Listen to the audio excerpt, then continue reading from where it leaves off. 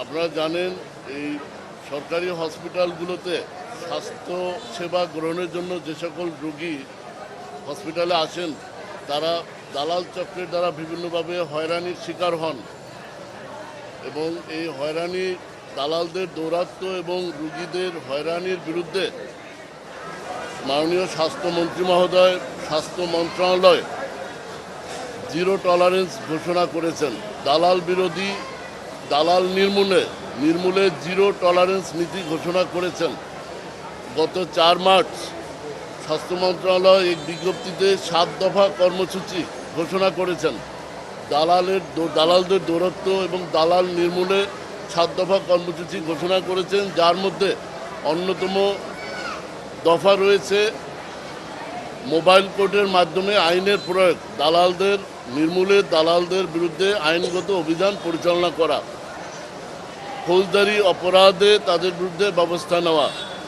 এই ধারাবাহিকতায় আমরা বরাবরের মতো আজকে আমার ডান পাশে রয়েছেন এই শহীদ সোহরাওয়ার্দী হসপিটালের পরিচালক, সম্মানিত পরিচালক, আমার বামে রয়েছেন র্যাপিড অ্যাকশন ব্যাটালিয়নের বিজ্ঞ নির্বাহী ম্যাজিস্ট্রেট।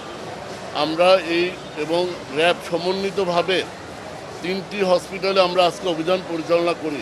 শহীদ সোহরাওয়ার্দী হসপিটাল, হৃদরোগ হসপিটাল এবং পঙ্গু হসপিটালে আমাদের এই অভিযান, দালাল বিরোধী অভিযান পরিচালনা করা হয়। আমরা এই 3 হসপিটাল থেকে 20 জন এই দালাল চক্রের সদস্যকে গ্রেপ্তার করি এবং বিজ্ঞ ম্যাজিস্ট্রেট তাদের বিরুদ্ধে বিধি অনুযায়ী আইনগত ব্যবস্থা, জরিমানা, অর্থদণ্ড এবং কারাদণ্ডের ব্যবস্থা আদেশ প্রদান করবেন। স্বাস্থ্য মন্ত্রণালয় ঘোষিত 7 দফা কর্মসূচির মধ্যে অন্যতম দফা রয়েছে দালাল বিরোধী অভিযান পরিচালনা করা, দালালদের বিরুদ্ধে মোবাইল কোর্টের মাধ্যমে তাদের বিরুদ্ধে ব্যবস্থা গ্রহণ করা। আপনারা জানেন যে সকল দালাল চক্র রোগীদের সেবা গ্রহণে হয়রানি করে এবং প্রতারণার আশ্রয় নেয়, তাদের বিরুদ্ধে মোবাইল কোর্টের মাধ্যমে আইনগত ব্যবস্থা গ্রহণ করা হয়ে থাকে।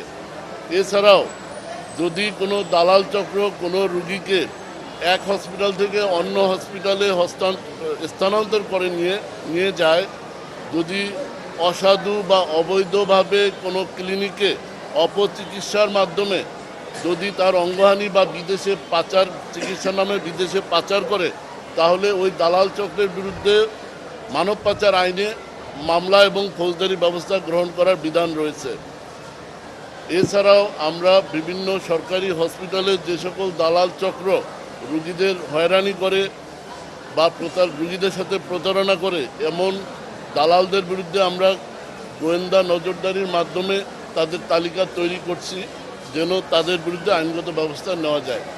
আমি স্পষ্টভাবে বলতে চাই, মাননীয় স্বাস্থ্যমন্ত্রী মহোদয় এবং স্বাস্থ্য মন্ত্রণালয় ঘোষিত যে দালাল নির্মূলে 7 দফা কর্মসূচি ঘোষণা করা হয়েছে, ইনশাল্লাহ আইনশৃঙ্খলা বাহিনী তাদের অংশটা আমরা পালন করব এবং অন্যান্য যে দফা রয়েছে সেই দফাগুলো হসপিটাল কর্তৃপক্ষ যারা আছেন এবং অন্যান্য যারা এর সাথে যারা জড়িত আছেন তারা এটার বিরুদ্ধে ব্যবস্থা নেবেন।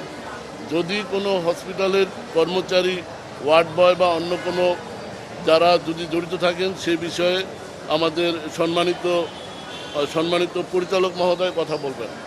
আমাদের দালাল নির্মূলে আমাদের এই অভিযান এটা চলবে এবং আমরা দালালদের বিরুদ্ধে আইনগত সর্বোচ্চ ব্যবস্থা নিব। আমরা যে 20 জন দালালকে 3টি হসপিটাল থেকে গ্রেপ্তার করেছি, তারা এখানে রুগীদের সাথে প্রতারণার মাধ্যমে চিকিৎসা সেবা গ্রহণে প্রতিবন্ধকতা তৈরি করে, তাদের রুগীদের হয়রানির মাধ্যমে তাদের চিকিৎসা গ্রহণে সাপোর্ট না করে তাদেরকে অন্য হসপিটালে, অন্য ক্লিনিকে ফুসলিয়ে নিয়ে দেখা যাচ্ছে অপচিকিৎসার মাধ্যমে তারা চিকিৎসাটা পায় না, বরং আর্থিকভাবে তারা ক্ষতিগ্রস্ত হয়। এটা একটা ফৌজদারি অপরাধের বিরুদ্ধে, দালাল চক্রের বিরুদ্ধে আমাদের এই অভিযান চলবে।